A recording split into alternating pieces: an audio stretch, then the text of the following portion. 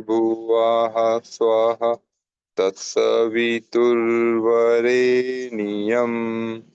भर्गो देवस्य धीमहि धियो यो नः प्रचोदयात्। जी सभी को प्रणाम। तो हम अपनी स्वाध्याय की इस चर्चा को क्रमशः आगे लेकर के चलते हैं। कल हमारा जो चर्चा जो चल रही थी गायत्री के सूर्योपास्थान में और सविता और सावित्री के बीच में जो संबंध है, और सविता देवता से या हम कहें कि सूर्य भगवान से हमें किस किस प्रकार हम उनसे लाभ ले सकते हैं अपने स्थूल सूक्ष्म और कारण शरीर के भीतर। जो जो भी हमारे भीतर कमियां हैं उनको हम किस प्रकार दूर कर सकते हैं, क्योंकि सविता देवता जो हैं वो अपने आप में महाप्राण हैं, महाप्राण का वे रूप हैं। तो उसके उनके भीतर जो प्राण शक्ति जो है वो सभी जीवों के जीवन का आधार भी वही है। और उसके माध्यम से हम उस प्राण को अपने जीवन में इस प्रकार हम उपयोग करते हैं कि जहाँ जहाँ पर भी हमारे जीवन में कुछ कमियां हैं, तो उसको जो है उस तरह के विशेष प्राण से उसे अभिपूरित किया जाए और अपने जीवन की उस कमी को पूर्ण किया जाए। और वह कमी हमारे किसी भी शरीर से संबंधित हो सकती है। और फिर उसके बाद हम देखते हैं, फिर आगे जब आता है उसके उसके बारे में आता है कि जैसे कि ये बताया जाता है कि फिर सविता देवता तो यद्यपि जो है सूर्य का ही दूसरा नाम है, परंतु यह भी हमें भली प्रकार समझ लेना चाहिए कि जो अंतर शरीर और आत्मा का है वही अंतर सूर्य और सविता का है। तो यदि सूर्य को हम शरीर मानते हैं तो सविता को उसकी आत्मा मानेंगे हम। और और ये जो है गायत्री महामंत्र का जो देवता है, जो सूर्य जो है वह वही महाप्राण है, यानी कि सविता देवता है जो गायत्री मंत्र का जो देवता है। और इसके बारे में जब अन्य शास्त्रों में या अन्य उपनिषदों में विवेचन जो आता है वो कुछ इस प्रकार आता है, जैसे कि त्रयोपनिषद में आता है, जो सूर्य है सो मैं हूँ। जैसे अभी एक जगह हमारे पहले भी आया था कि यो सो आदित्य पुरुषा सो असो अहम। तो यहाँ पर भी उसी की तरह ही बात आती है, जो सूर्य है सो मैं हूँ। तो सूर्य और मैं एक सम कैसे हो सकते हैं?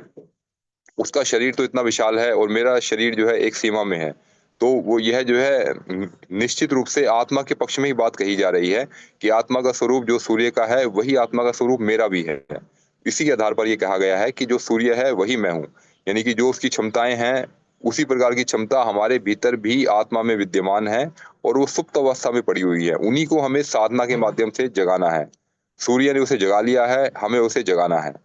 तो अब जैसे फिर आगे आता है, शतपथ ब्राह्मण में आता है, प्राण ही सूर्य है। तो सृष्टि में हम जो भी कुछ देख रहे हैं, क्योंकि सारा का सारा कार्य जो है प्राणों के सहायता से ही संभव हो पाता है। शरीर में प्राण नहीं है तो उस शरीर का कोई उपयोगिता शेष नहीं रह जाती। तो जो है हम उस प्राण को, जिससे जो है हर प्रकार की जो चेतना किसी भी उसमें आती आती है, तो उन उन उन तरह की चेतनाओं को जो है हम ये समझे कि यह प्राण का ही विशिष्ट रूप है।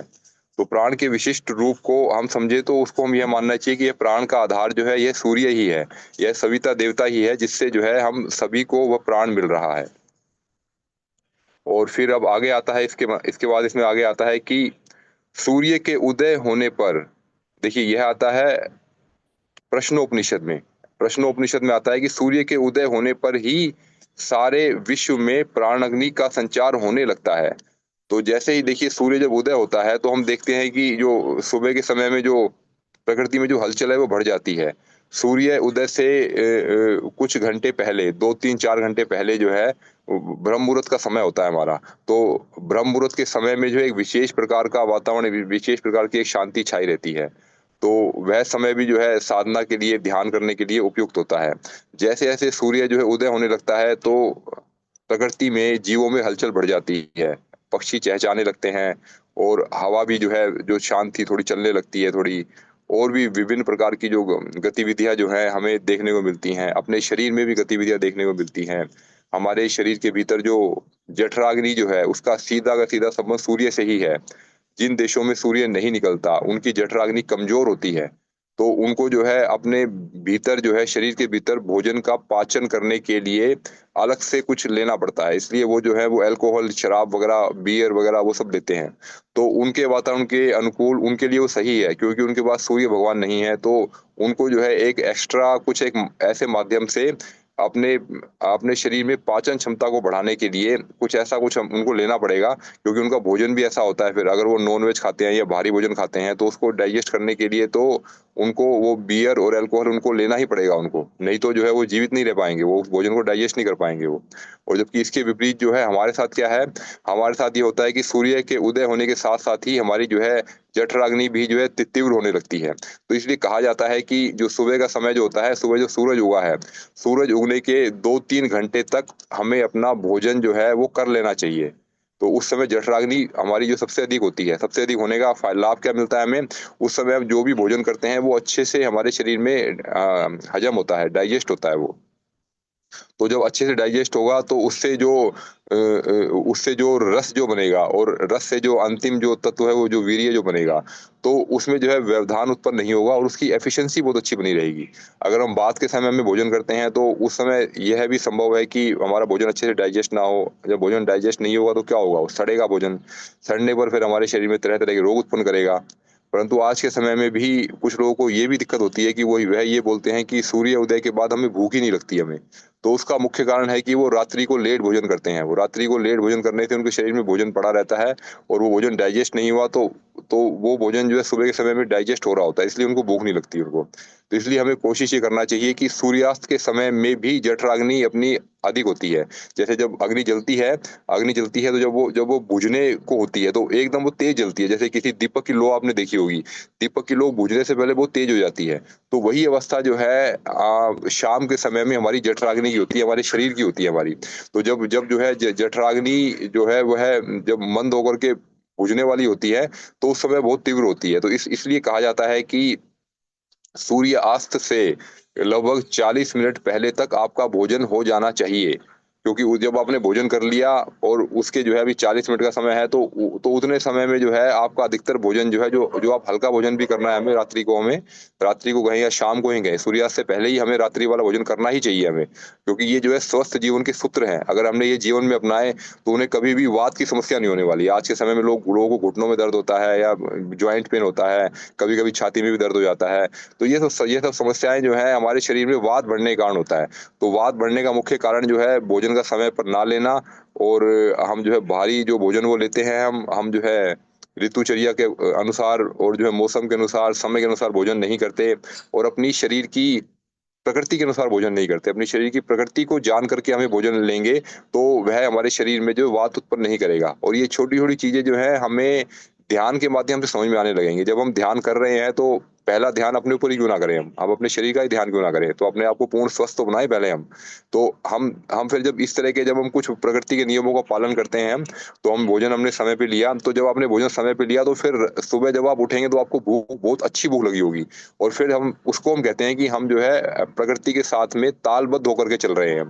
कि जब देखिए जब जो है प्रकृति ने जब जैसे कि जब सूर्य जब निकला, तो उसके बाद जो हमारी जठराग्नि भी तेज़ हो गई। आपने देखा होगा कि जिस दिन सूर्य नहीं निकलता, जैसे जब बादल का दिन ज बादल छाए होते हैं या फिर सर्दियों के मौसम में सूर्य नहीं निकलता, तो उस समय आपको लगता है कि आपको ना भोजन करने का अधिक मन नहीं है या आप ये कहेंगे कि अभी थोड़ा-सा पेट भरा हुआ लग रहा है हमारा, तो वो उसका मुख्य कारण यही होता है कि उस समय हमारी जो है जठराग्नि मंद होती है हमारी।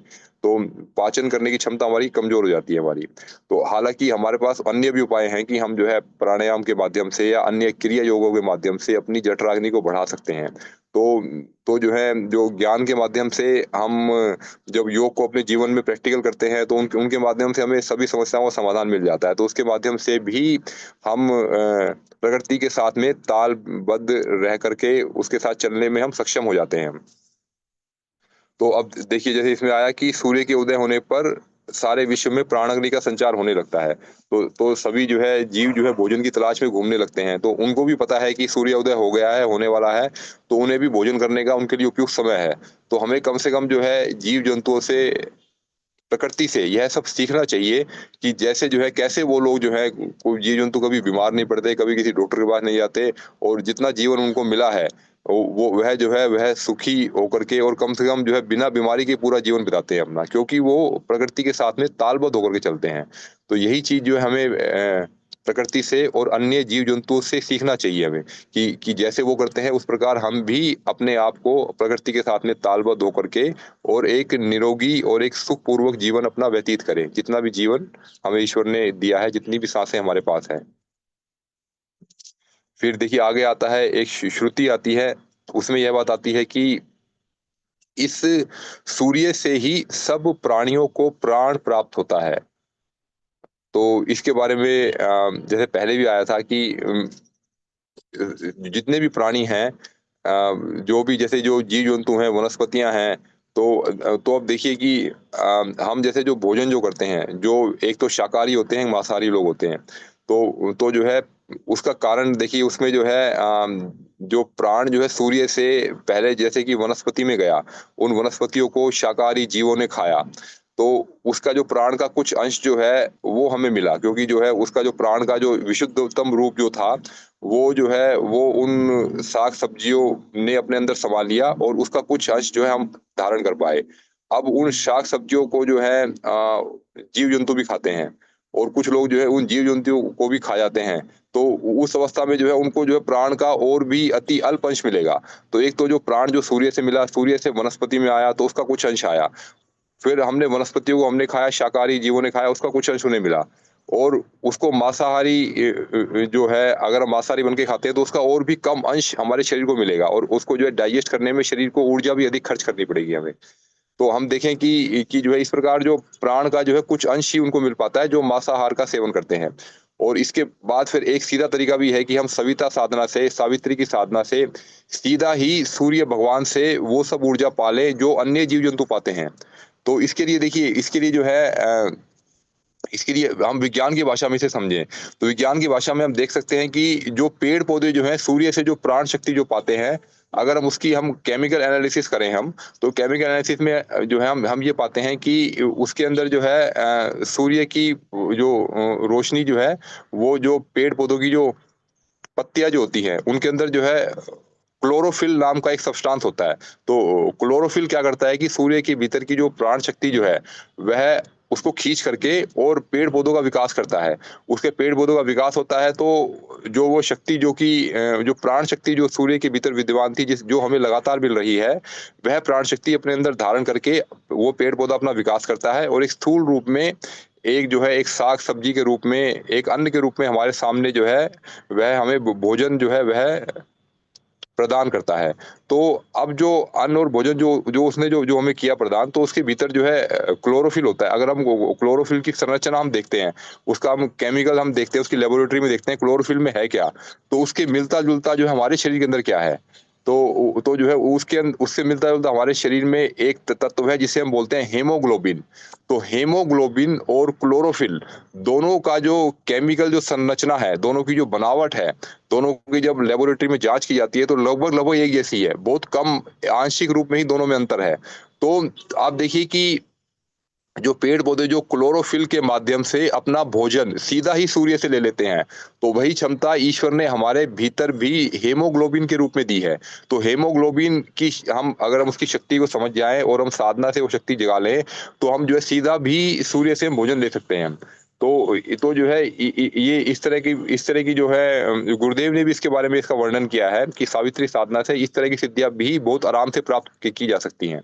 कि हमें जो है भोजन पर जो है कम से कम आश्रित रहना पड़े या एक अवस्था ऐसी आती है कि आपको जो भोजन का आश्रय ही पूरा छूट जाता है आपका। सीधा ही आपका शरीर जो है मणिपुर चक्र के जागृत होने से और जो है हम उसी से ही हम जो है प्राण शक्ति जो है मूलाधार, स्वादिष्टान, मणिपुर जब तीनों मिलकर के कंद बनाते हैं, तो और ये चक्र जब हमारे जागृत होते हैं, तो हम सीधा ही जो है सूर्य से हम भोजन लेने लगते हैं। तो हमारी जो है बाहर से भोजन की हमें आवश्यकता नहीं पड़ती। तो इसके प्रैक्टिकल भी जैसे हमने पहले भी हमने डिस्कस किया था कि इसके प्रैक्टिकल भी जो है एक सूर्य योगी जी एक है बंगाल में है तो उन्होंने किया है इसका 12 साल तक जो है वे बिना भोजन के, बिना पानी के और बिना सोए हुए रहे हैं। तो ये सब जो है इसका कहने का अर्थ ये है कि योग भी पूरा जो है विज्ञान सम्मत है। अगर हम योग को विज्ञान के ढंग से समझ करके करते हैं तो जो शक्तियाँ जो है किन्हीं एक साधक ने पाई है तो वो दूसरा साधक भी उन्हें पा सकता है। अब फिर आगे इसमें आता है कि प्रश्नोपनिषद में आता है कि बाह्य जगत में यह प्राण आदित्य रूप में होकर दसों दिशाओं में विद्यमान है। बाह्य जगत में यह प्राण, इसका प्रैक्टिकल कैसे करते हैं हम देखिए। बाह्य जगत में यह प्राण आदित्य रूप में होकर दसों दिशाओं में विद्यमान है। तो देखिए, कभी आपने ध्यान दिया होगा कि कभी हमें शरीर में कमजोरी महसूस हो रही है, या कभी हमारा जो है मन जो है विषादग्रस्त अवस्था में चला गया, हमें पता नहीं कि हमारा मन जो आज क्यों उदास है। और या कभी हमें लगता है हमारी जो है भावनाएं जो है वो बन ही नहीं पा रही ईश्वर के प्रति, या ध्यान के प्रति, या जो है समस्त जीवों के प्रति, प्रकृति के प्रति वो भावना कहाँ चलेगी हमें नहीं पता। तो जब इस प्रकार की जब विषादग्रस्त की अवस्था आती है, जब जब प्राणों की कमी हमें किसी भी क्षेत्र में महसूस होती है, तो हम जो ये जो प्रश्नोपनिषद में जो यह जो लाइन आई इसको याद करें। इसकी ये क्या कहती है कि बाह्य जगत में यह प्राण आदित्य रूप में होकर दसों दिशाओं में विद्यमान है। जब दसों दिशाओं में वह प्राण विद्यमान है और प्राण की कमी हमें जिस क्षेत्र में हो रही है, स्थूल क्षेत्र में, सूक्ष्म क्षेत्र में, कारण क्षेत्र में, तो जब दसों दिशाओं में वो हर समय विद्यमान है, तो सूर्य है या नहीं है, उससे कोई फ़र्क नहीं पड़ता हमें। तो हम जो है रात्रि के समय में भी उसका ध्यान करके वो दसों दिशाओं से, यानी कि जो हमारी जो आठों दिशाएँ हैं और आकाश पाताल है, तो हम हर जगह से उस प्राण को प्राणाकर्षण प्राणायाम के माध्यम से खींच करके अपने भीतर भर सकते हैं, और अपने भीतर की कमी को पूर्ण कर सकते हैं, और अपना जिस भी क्षेत्र में हमारे प्राण की कमी है, वह जो है पूर्ण की जा सकती है। तो इसका प्रैक्टिकल करने का जो है, जो हम शब्द जो हम पढ़ते हैं उनका प्रैक्टिकल करने का समय ऐसे समय ही आता है जब हमारी स्थिति जब विपरीत होती है हमारी। और ऐसी विपरीत स्थितियों में जब हम प्रैक्टिकल करते हैं, तो फिर वो कहते हैं कि योगी को जो है सुख-दुःख से वो परे हो जाता है वो, और उनको जो है ये स्थितियाँ प्रभावित नहीं करती। उनको प्रभावित ना करने का यही मुख्य कारण है कि वे जो वाक्य को जो जो जो ज्ञान उन्होंने पाया, किसी उपनिषद के माध्यम से पाया, गीता के माध्यम से पाया, वेदों के माध्यम से पाया, या गुरु के जो है वाणी के माध्यम से उन्होंने पाया वो ज्ञान। तो उस ज्ञान का वो प्रैक्टिकल करते हैं उस समय जब जब उनके सामने विपरीत परिस्थितियाँ उत्पन्न हो जाती हैं। और वो उस विपरीत परिस्थितियों से भी अपने भीतर जो है प्राण शक्ति को बढ़ा करके उन परिस्थितियों से बाहर निकल जाते हैं। तो इसका अर्थ ये है कि वो विपरीत परिस्थितियाँ उस समय उस योगी पर, उस साधक पर कार्य नहीं करी, और उसको बिना प्रभावित किए हुए ही लौट गई। किसी ने किसी पे अस्त्र चलाया, वो अस्त्र जो है वो निष्प्रभावी होकर के वापस ही लौट करके चला गया वो। तो ये स्थिति कुछ ऐसी आती है कि किसी ने किसी पे जो शब्द बाण चलाया, किसी ने कुछ गलत कुछ बोला, किसी ने कुछ जो है उसको कुछ पीड़ा दी, कुछ शारीरिक पीड़ा दी, मानसिक पीड़ा दी, वो और परंतु जो है उस साधक ने जो है अपना जो प्राण शक्ति इस प्रकार बढ़ा ली कि उसको जो है उसने उसको काट दिया उसको। तो जो है वह जो है शस्त्र, या वह उसका कोई भी जो तन्मात्रा साधना हम कहेंगे, तो वह तन्मात्रा उसके जीवन को, उसके मन को प्रभावित किए बिना हुआ ही लौट गई वो। तो यह जो है प्रगति धीरे-धीरे हमारे जीवन में भी आ सकती है। हम इन प्रैक्टिकल्स को, इन वाक्यों को, एक ही वाक्य को पढ़ लें हम, जैसे आज एक ही वाक्य हमने लिया मान लीजिए। इस वाक्य को हम अपने जीवन में अपनाएँ कि हमें प्राण शक्ति की जहाँ-जहाँ पर भी कमी पड़ी हमें, आज पूरे दिन में अपना अवलोकन करें कि हम जो है, हम कहाँ पर हम कमज़ोर पड़ रहे हैं, किस क्षेत्र में हम कमज़ोर पड़ रहे हैं। तो उस क्षेत्र में उस तरह के प्राण को खींच करके अपने भीतर भरें और उसका नितिन हम भैया लाभ लें। प्रणाम, एक बार आप उस वाक्य को प्लीज दोहरा दीजिए ना, आप जो पढ़े हैं आज का, प्लीज। जी, जी दीदी, इसकी ना रिकॉर्डिंग भी हो रही है, अब रिकॉर्डिंग भी हम करेंगे। वैसे हम मैं आपको चलो थोड़ा-सा फिर से हम इस पे कर लेते हैं हम। तो हम ना आज जो है इस विषय पर हम चर्चा कर रहे थे कि जो जो हम जो प्राण शक्ति जो है, तो जैसे हम सूर्य से, महाप्राण से वह प्राण पाते हैं, तो उस जो है उस प्राण को जब हम पा रहे हैं, तो जो अन्य उपनिषदों में भी जो अन्य जो अनुभव जो दिए गए हैं, जो ज्ञान के जो अनुभव जो आए हैं, तो उसमें ही ये सारे वाक्य आए हैं। जैसे कि ये वाक्य आता है कि जो सूर्य है वही मैं हूँ। तो इसमें हम आत्म भाव में दोनों देखें कि सूर्य की आत्मा और हमारी आत्मा सेम है। तो हमारी आत्मा जब एक जैसी है, तो अब सूर्य ने अपनी शक्ति को जगा लिया है, इसलिए वो आज सबको बाँट रहा है। हमने अपनी शक्ति को जगाया नहीं अभी, इसलिए हम अभी आश्रित हैं अभी। अभी हम जो है जब तक हमने आत्म साक्षात्कार नहीं करते, हम अपनी आत्मिक शक्ति को, स्वयं को नहीं जानते कि मैं कौन हूँ मैं। तो जब तक जो है हमारे सामने यह स्थिति बनी रहती है, तो हम धीरे-धीरे अपने आप को जो है योग साधनाओं के माध्यम से अपने आप को जागृत करते चलें, और जागृत करते-करते ही हम अपने आत्मा की ओर करीब पहुँचते जाएँगे। तब हमें अपनी आत्मिक शक्तियों का भी आभास होने लगेगा। तब हम अपने कार्य क्षेत्र में और अधिक जो है सजगता के साथ में, और अधिक जो है अपनी ऊर्जा के साथ में, और अधिक क्षमता के साथ में हम कार्य कर पाएँगे। जैसे फिर अब आगे आता है कि जैसे प्राण ही सूर्य है, तो यह बात तो हमने अभी अभी हमने जानी कि जो है प्राण ही सूर्य है, और जो है इस सूर्य से ही सब प्राणियों को प्राण प्राप्त होता है। तो जो भी प्राणी जो है वो सूर्य से ही जो जो प्राण को पा रहे हैं, तो हम उस प्राण को क्यों ना पालें, हम सीधा ही क्यों ना पालें उनसे। अभी हम जो है जैसे भोजन पर आश्रित है, ठीक है, जब तक हमारी शरीर की क्षमता नहीं है तब तक हम भोजन पर आश्रित रहें। परंतु हमें कोशिश यह भी करनी है कि कभी भोजन न भी मिले तो हम जो है अपनी साधना हमारी इस तरह की हो कि हम जो है, अगर हम आज हम सूर्य का ध्यान अगर हम 10 मिनट कर रहे हैं तो कल को अगर हम 30 मिनट, 40 मिनट, 50 मिनट भी हम करते हैं ध्यान, तो उसमें जो है अन्य दिनों की अपेक्षा अधिक प्राण को हम पालें। जैसे हम भोजन हम एक अल्प मात्रा में कर रहे हैं तो हमें प्राण थोड़ा कम मिल रहा है, थोड़ा थोड़ा अगर भरपूर मात्रा में हमने कर लिया भोजन तो प्राण हमें अधिक मिल गया हमें। इसी प्रकार हम जो है साधना के माध्यम से सूर्य के साथ में हम अपना जो है सामंजस्य बिठाएं, सविता देवता के साथ में सामंजस्य बिठाएं।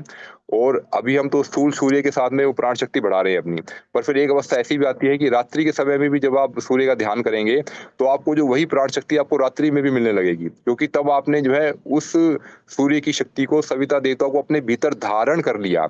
धारण करने से या धारणा की शक्ति भी आपको साथ-साथ मिल गई है आपको, तो अब आपको जो है सिर्फ जो है स्मरण मात्र से ही वह शक्तियाँ मिलने लगेंगी उसकी। तो इस प्रकार हम इसके प्रैक्टिकल को करके हम अपने शक्तियों को बढ़ा सकते हैं। और फिर जैसे अभी अंत में हमने यह डिस्कस किया था कि बाह्य जगत में जो यह प्राण जो है वो आदित्य रूप में होकर के दसों दिशाओं में विद्यमान है। तो दसों दिशाओं में जब सविता देवता का एक ही महाप्राण विद्यमान है, तो हमारे जीवन में हम पूरे दिन जो है हम जिस भी क्षेत्र में हमें कमी महसूस होती है, हमारा शारीरिक श्रम बढ़ गया है हमारा, या हमें जो है मानसिक कोई हमें परेशानी है, कोई मन जो है हमारा किसी अवस्था में जो है उद्विग्न हो गया है, वह हमारे वश में नहीं है, हमारी भावनाएँ हमारे संतुलित नहीं हो रही हैं, तो उस क्षेत्र में प्राणाकर्षण के माध्यम से वह प्राण जब दसों दिशाओं में विद्यमान है, यह बात उपनिषद कह रहा है, उपनिषद कह रहा है। तो यह बात जब 100% सत्य है, तो सत्य पर विश्वास तो करें। अब विश्वास कर रहे हैं तो उसका प्रैक्टिकल क्यों ना किया जाए फिर उसका। उसका प्रैक्टिकल हम अपने जीवन में करेंगे तो जो है वह हमारे जीवन में रोम-रोम में हमें वह महसूस होगा कि वह शक्ति हमारे भीतर समा रही है। तो अगर हम आज इतने वाक्य जो हमने पढ़े हैं उसमें एक ही वाक्य का अगर हम अपने जीवन में प्रैक्टिकल करें, इस एक ही वाक्य को हम देखें कि जब आदित्य जब दसों दिशाओं में विद्यमान है तो हम उसको ले क्यों नहीं पा रहे, या हम उसमें कोशिश नहीं कर रहे, या हमारे भीतर क्या कमी है। उस ज्ञान को हमने सुना सिर्फ, सुनने के बाद उसका प्रैक्टिकल कब करेंगे उसका। तो प्रैक्टिकल करने का समय होता है विपरीत परिस्थितियों में, जब हमारी परिस्थितियां विपरीत हैं तो वो सबसे अच्छा समय है। तो हम प्रैक्टिकल करें और अपने आप को उस स्थिति से बाहर निकालें, तब उस अवस्था में आकर के हम ये पाएंगे कि हमें जो है किसी भी प्रकार की परिस्थिति हमें विचलित नहीं कर पा रही। तो हम जो है मन से ऊपर उठ गए हैं हम। जब जब कोई भी जो परिस्थिति हमें विचलित नहीं कर पाई, ना शारीरिक रूप से, ना मानसिक रूप से, ना भावनात्मक रूप से, तो हम ये मानेंगे कि हम जो है स्थूल, सूक्ष्म और कारण तीनों शरीरों से हम मजबूत हो रहे हैं। अभी जिस भी शरीर में हम कमजोर हैं उस क्षेत्र का प्रैक्टिकल करें, बाद में जब समय आ जाएगा तब हम जो है अन्य क्षेत्रों के प्रैक्टिकल भी हम करेंगे। तो हमने अपनी आवश्यकता के अनुसार, अपने शरीर के अनुरूप और अपने स्तर के अनुरूप हमें ये देखना है कि हमें अपने जीवन में किस प्रकार के प्राण की आवश्यकता है और किसका प्रैक्टिकल हमें अपने पूरे दिन में अधिक से अधिक करना है हमें। तो हम ध्यान करें और इसके हिसाब से हम ये सब प्रैक्टिकल कर सकते हैं। अब जैसे कि अब जैसे आगे आता है, प्रश्नोपनिषद में ही आता है कि विश्व रूप व्यापक सर्वाधार प्रकाशवान तप्त किरणों वाला यह सूर्य समस्त जीवों का प्राण होकर उदय होता है। तो हम इसके जो है विभिन्न गुणों को देखते हैं कि सूर्य हमारा जो है प्रकाशवान है, विश्व व्यापक है, ये सब जगह व्याप्त है। ये मतलब ये हर हर समय जो है ये व्याप्त रहता है। अब हमारी धरती घूम रही है तो हमें रात्रि के समय भी दिखाई नहीं दे रहा, पर वह जो है विश्व रूप है और वह पूरे विश्व में जो है वह दिखाई देता है। सर्व विश्व रूप में सब जगह वो व्याप्त है, वो प्रकाशवान है। वो जो है तप्त किरणों वाला है, उसके अंदर इतनी ऊर्जा शक्ति भरी भरी हुई है उसके अंदर कि उससे जैसे सोलर बैटरी भी चलती है, उससे इतनी अधिक ऊर्जा पा करके हम बिजली के रूप में भी ऊर्जा हम पा रहे हैं। तो यह सब जो गुण जो है हम सूर्य को हम देखते हैं, तो यह सूर्य समस्त जीवों का प्राण होकर उदय होता है। तो इसके भीतर अब हम देखें कि ये अब हम सूक्ष्म और कारण रूप में हम देखते हैं कि ये उसकी चर्चा की जा रही है कि यह सूर्य जो हमें स्थूल रूप में इतने गुणों के रूप में हमें दिखाई दे रहा है, यही सूर्य वास्तव में सभी का प्राण होकर उदय होता है। तो इसके उदय होने से ही सभी जीवों में हलचल बढ़ जाती है, एक संवेदना बढ़ जाती है, जोश बढ़ जाता है, उमंग बढ़ जाता है। ऐसे भी एक्सपेरिमेंट बहुत जगह किए गए कि जहाँ पर जो है कैदियों को रखा गया और उन्हें सूर्य के प्रकाश से वंचित किया गया, तो उस अवस्था में जो उनकी मानसिक स्थिति जो है काफ़ी अधिक दयनीय हो गई थी और उनका जो है शारीरिक स्वास्थ्य भी जो है वह जो है उन्हें स्थिर रखने में उन्हें काफ़ी परेशानियों का सामना करना पड़ रहा था। तो इसी प्रकार हम देखें कि ईश्वर ने जो है हमें भारत भूमि में हमें जन्म दिया हमें, और भारत में तो कम से कम यह समस्या नहीं है कि यहाँ पर जो है सूर्य जो है विद्यमान नहीं है। तो यहाँ तो आपको लगभग जो है 12 महीने कहें या कम से कम 11 महीने तो सूर्य हमें आराम से मिलता ही मिलता है हमें। तो हम जो है अपनी साधना को इतना सक्षम और प्रबल बनाएँ कि हम उसकी उपस्थिति का अधिक से अधिक लाभ लें, क्योंकि अभी हम जब स्थूल भाव में हम जी रहे हैं, तो अभी हम उसका स्थूल रूप में ही अधिक से अधिक उपयोग करें और सूक्ष्म और कारण शरीर की शक्तियों को जागृत करें, तो फिर हम जो है उसका हर समय रात्रि में किसी भी समय हम उसका जो है उसकी प्राण शक्ति को अपने जीवन में उतार करके उनका जो है उपयोग हम कर पाएँगे। तो इसमें अभी और भी काफ़ी कुछ है, परंतु अभी जो है आज के लिए जो है हम इस चर्चा को यही विराम देंगे, और आगे की चर्चा जो है हम कल हम करते हैं इसके में। और अभी अगर किसी का कोई प्रश्न बनता हो तो अपना जो है प्रश्न रख सकते हैं, या अपना अनुभव या कुछ जो प्रैक्टिकल लाइफ में इन ज्ञान पक्ष को उतारने में हमें क्या दिक्कत आती है हमें, या कितना हम उतार पाए हैं, तो उसके संबंधित कोई अनुभव अपना कोई देना चाहें तो आप कृपया अवश्य रखें अपना। जी, सभी को प्रणाम। भैया प्रणाम। प्रणाम जी। भैया जैसे मतलब ऐसा तो कुछ नहीं है, पर ज्ञान सुनते हुए भी मतलब हम ज्ञान सुन भी रहे हैं, और उस समय मतलब हम बिल्कुल खुले विचार से मतलब, क्योंकि जब बुक पढ़ते हैं तो आत्मा से पढ़ते हैं ना, हम अपनी आत्मा को ही पढ़ाते हैं। मतलब हम ऐसा भाव रख के पढ़ रहे थे, पर अचानक से पता नहीं क्यों इतना जोर से पेन होती है सीने में कि हम क्या बताएं। अचानक से मतलब हम पढ़ भी रहे हैं और बाहर से क्लास भी चल रहा है, क्लास में जैसे ही सुने तो पता नहीं कौन सा ऐसा वर्ड सुन लेते हैं कि मेरे हृदय को चुभ जाती है और मुझे पेन होने लगती है। इससे कैसे बचे भैया? जी, तो इसमें दीदी देखिए, एक तो हमें थोड़ा अपने आप को और समझना चाहिए हमें। एक तो ये है कि जो समस्या का जो कारण जो आया, तो जैसा आपने बताया तो मुझे लगा कि ये पहले ये जो है मन से आपने किसी चीज़ को फ़ील किया, और मानसिक रूप से जो आपने जो महसूस किया उसका असर जो है फिर हमारा जो शरीर पर आया। तो मन से जो शरीर की जो अवस्था जो हुई, तो उसमें हमने अपने आप को ना उस विषय में इतना अधिक गहरा रमा लिया कि हम उसको अपने ऊपर ले लिया। तो हमें यह रखना है कि जिस अवस्था में आपको यह समस्या आती है, तो उस समय हमें साक्षी भाव से देखें हम। साक्षी भाव देखें कि जो है आपको किसी की बात चुभी, तो चुभी क्यों? मतलब वो चुभने का कारण क्या था? उसने अपने मन के हिसाब से कहा, उसने उसका स्थिति ऐसी थी, उसने ऐसा बोल दिया उसने ऐसा, और उसने वो अपने आप को हल्का कर दिया। कम से कम आप ये अच्छा मानिए कि आप एक कारण बने कि उन्होंने अपने मन के जो विचार आपके समक्ष कह दिए, वो हल्का हो गया। तो किसी का भला तो हुआ, किसी ने कुछ चाहे गलत शब्द ही कहे आपको, तो वो तो हल्का हो गया, उसका तो भला कर दिया आपने।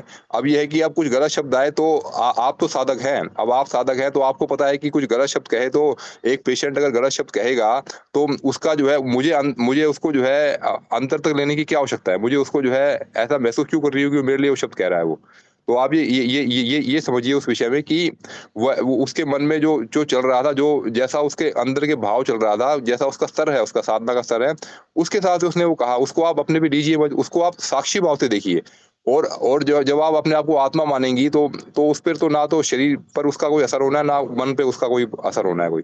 तो किसी ने आपको कहा, आपने मन ने सुना, आपके शरीर ने उसको महसूस किया, पर आप उसको आत्म भाव में लीजिए, उसको साक्षी भाव में लीजिए उसको, कि उसको सुनिए उसको, उसकी सुन कर के ही आपको जो है उसकी बातें सुनेंगी, तो आपको जो उसकी बातों पर ही आपको तो हँसी आने लगेगी कि उसके जो है उसका जो स्तर देखेंगे आप, उसका जैसा स्तर है आपका, तो आपको लगेगा कि हमारा स्तर तो इससे कहीं ऊँचा है इनसे।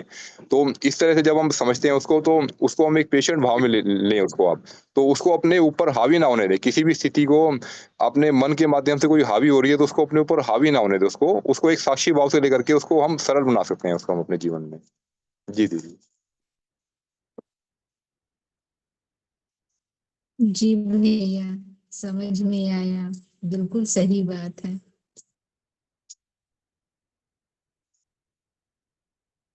तो ठीक है, अन्य किसी के कोई प्रश्न है तो वह भी अवश्य रख सकते हैं अपने, या अपना अनुभव बताना चाहें तो कृपया अनुभव अवश्य बताएँ, क्योंकि अनुभव से ही मुख्य जो जो ज्ञान जो मिलता है हमें, अनुभव परक ज्ञान ही सबसे मुख्य होता है।